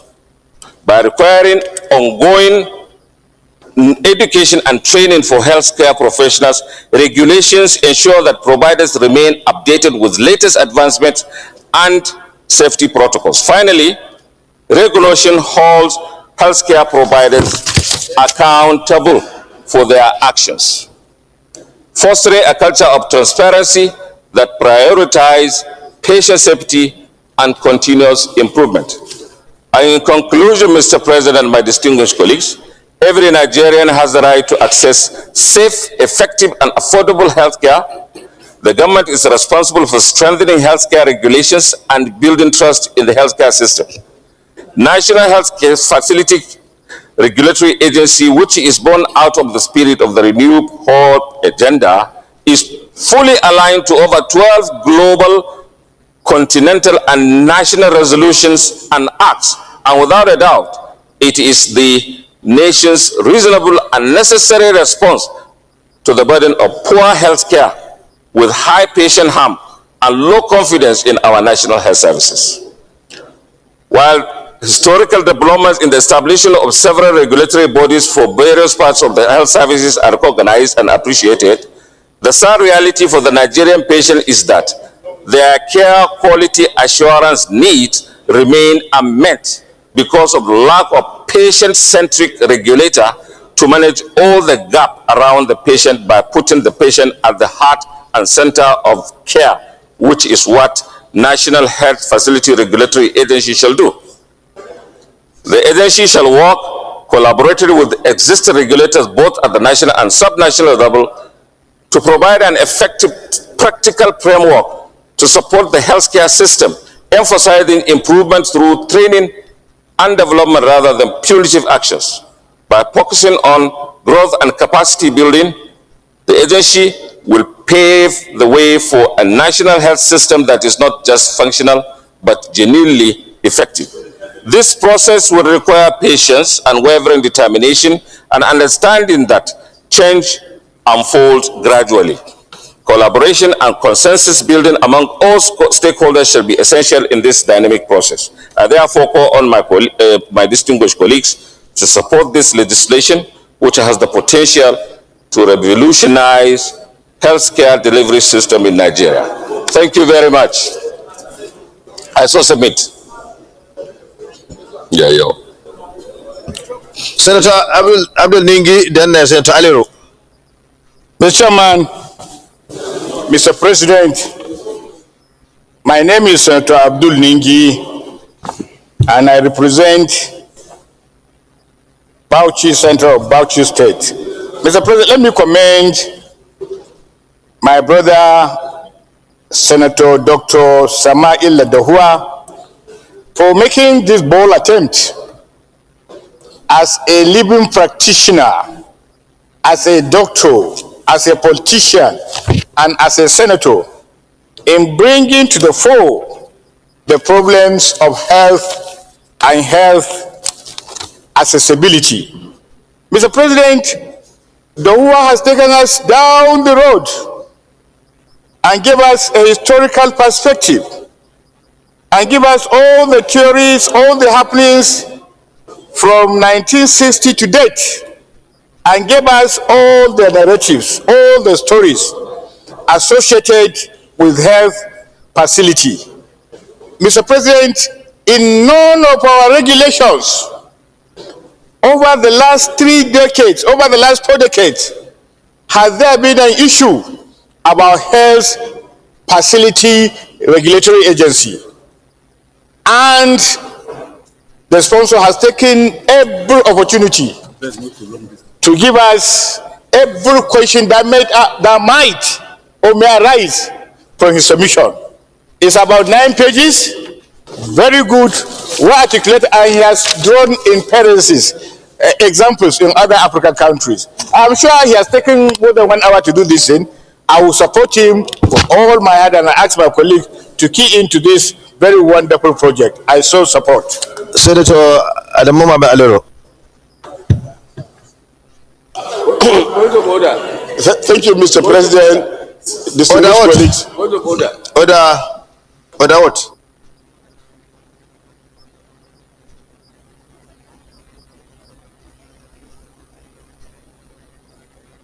Leader of Senate. You lose nothing by moving that motion. If we finish before, then okay, there's no problem. Mr. President, distinguished colleagues, standing on order 8.3, I move that we extend our time beyond the mandatory 3 o'clock. I so move. The minority leader. Mr. President, distinguished colleagues, I so second. Those in favor of the extension of time, the motion for the extension of time as moved by the leader and seconded by minority leader, please say aye. Those against say nay. The ayes have it. Please proceed. Thank you, Mr. President. My distinguished colleagues, I remain Mohammed Adamu Alero, representing the good people of KB Center. Mr. President, I rise to support the second reading of this all-important bill sponsored by Senator Samail Dahua. This is one of the longest lead debates I have ever read in this Senate. It is so detailed and comprehensive. But Mr. President, in supporting this important bill, I want to remind us that healthcare delivery in this country is divided into 3. And it is in the concurrent legislative list, which means the state and the federal government can legislate over healthcare delivery. Tertiary healthcare is solely the responsibility of the federal government, while secondary healthcare, that is general hospitals, is the sole responsibility of state government. And equally, we have primary health care, which is under the responsibility of the local governments. So we should be careful in legislating for both the state and the local government, because we cannot oust their legislative powers. But I fully support the idea of regulating health care, particularly at the national level. We should set up at least minimum standard that must be adhered to by all healthcare practitioners. Mr. President, it is on record that so many patients died in our hospital simply because of wrong diagnosis. Yesterday, myself and the Senator Aya, we listened to one presentation made by some experts in my office that they came across a patient that was diagnosed to have a particular illness. And after the diagnosis, he was asked to come the following day.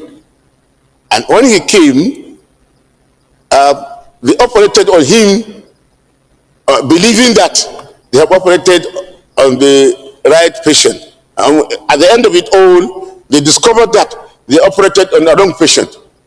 And nobody had done anything to remedy the situation. But if we have standard that will ensure safety and we regulate properly, we won't have this kind of practices. So, Mr. President, the state governments should also do their best in regulating healthcare.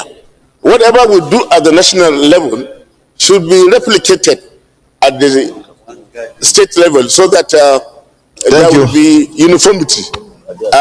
Because of time, Mr. President, I will stop here and allow other people to contribute on this very important bill. But I fully support this bill. It should go for second reading. Thank you. Thank you very much. Senator Adams of Somali. Mr. President, sir, this is one bill, even though it's another institution that I support wholeheartedly. And I'm so proud that in this Senate, we have a seasoned medical doctor. Through his intellect and professional training, we'll be guided to address one aspect of our national life that has suffered neglect over the years. I listened attentively to my brother, which our Senate President always referred to as one of the ancestors, Senator Alero, drawing our attention to the fact that local government, states, and federal government have concurrent responsibility to legislate on these and other similar matters. But the point to be made is that nothing in that fact of concurrent jurisdiction stop us from legislating nationally. Whether you set up a hospital in a hamlet, or you set up a healthcare center in the state, or you are located in the federal capital territory, there must be national minimum standard to which every Nigerian will expect that if he walks into an healthcare facility, certain basic standard will be observed. It bears repeating, Mr. President, that many Nigerians, including prominent Nigerians, have been wrongly diagnosed and as a consequence got the wrong prescription leading to death. The one I will readily remember, for example, is that doctor that diagnosed Ganifari for pneumonia when he was experiencing the earlier stage of cancer. By the time he traveled out of the country, they find that the cancer has reached level 4. And we lost such an outstanding Nigeria that gave his all to our country.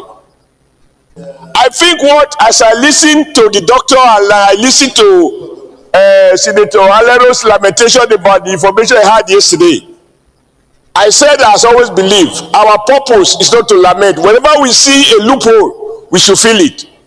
Taking advantage of this law, we can add a clause like we have in the US. When a doctor, through negligence, takes an action that leads to the death of a patient, not only with the license, not only is the license withdrawn, the doctor is liable to pay compensation.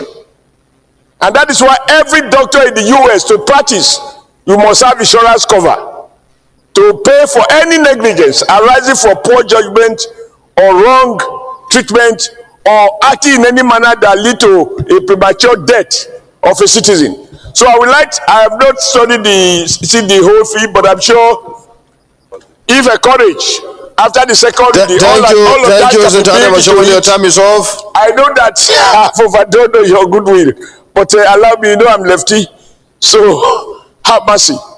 But just to say that whatever we need to do, this bill should not only be passed, we should see other consequential clauses that need to be integrated so that we don't have to pass another law another day. So as part of the regulation, the liability of a doctor who either carry out an operation for which is not trained, is not competent. You have one doctor clinic, they write international specialist hospital, the doctor is a gynecologist, he's a internal medicine expert, he deals with bones, he deals with teeth, everything. And as a consequence, many of our people suffer avoidable deformation and sometimes even death. Thank you very much. Your time is support off. this bill with any other consequential amendment we need to make so that it becomes all holistic. Thank you. You are a minor. Okay, you have the floor. Thank you, sir. President of the Senate, my distinguished colleagues, I'm Senator Dick Plan. I represent Plateau Central.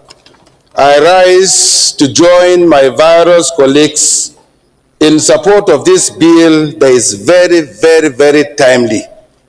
The healthcare industry is a service industry, render service and industry institution.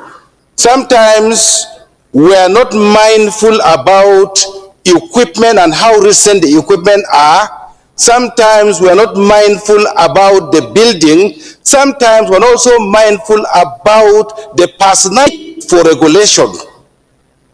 Indeed, will erase medical errors. To regulate hospitals or healthcare industry, it will also improve healthcare services. To regulate hospitals or medical care, it increases the trust of patients to clinics because everybody will be certain that when you write it is a hospital, you will know what you are getting there is a hospital.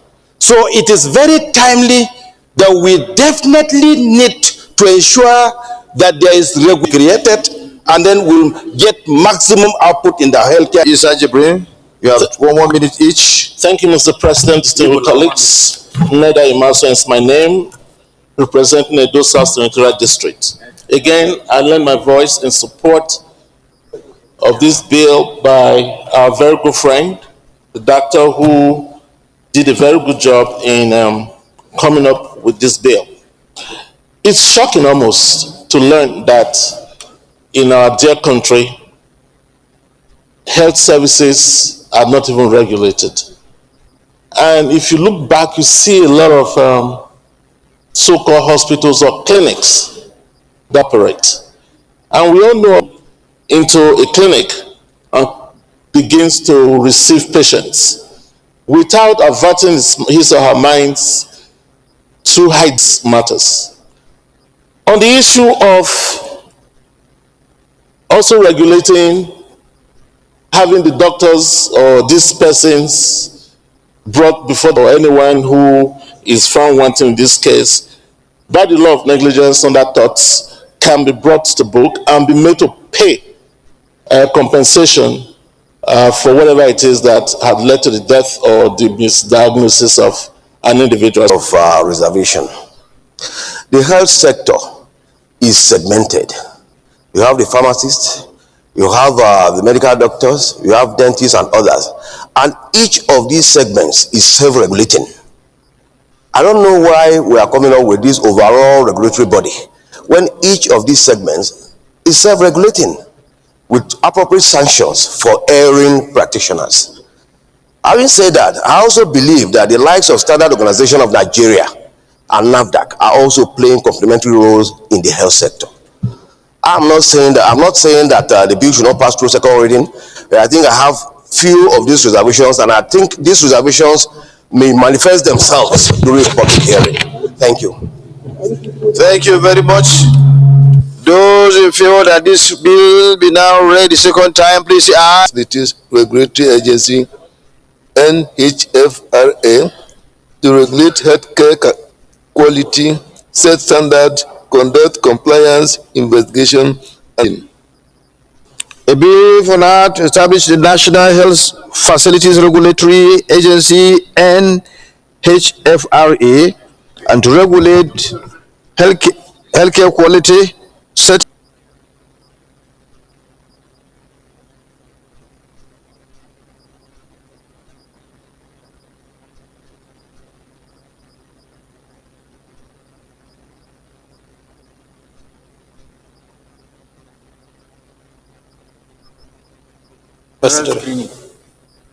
Your Excellency, Mr. Senate President, distinguished colleague,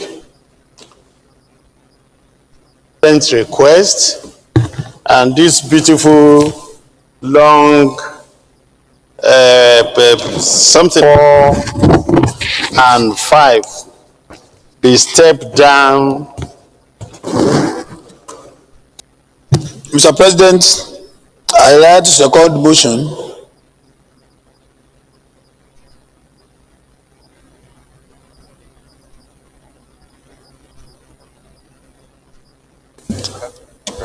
Chairman Agric, allow the Senate to be formally adjourned.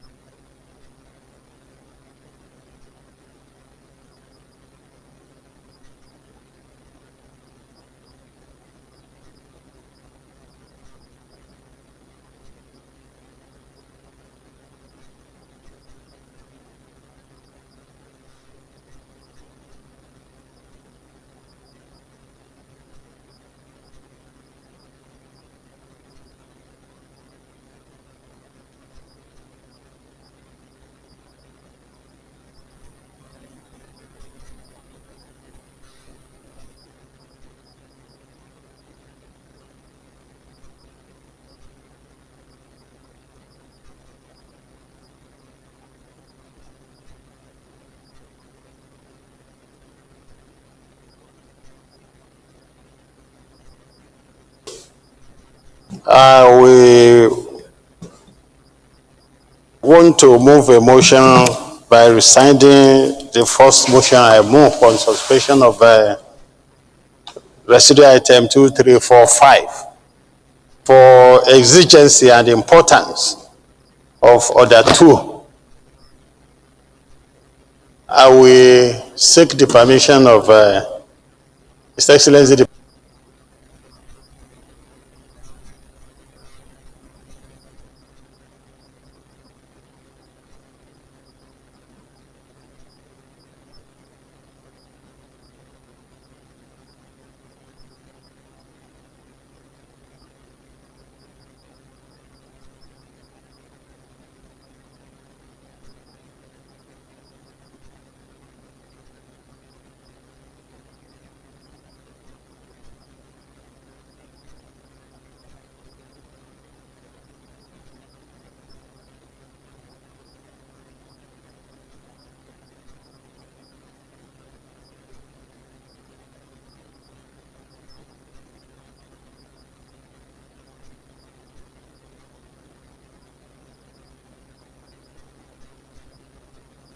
Please make time to honor him.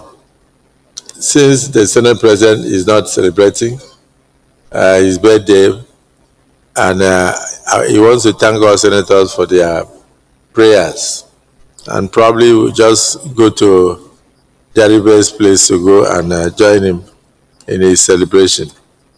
You have already suspended other items on the other paper? Huh? Okay.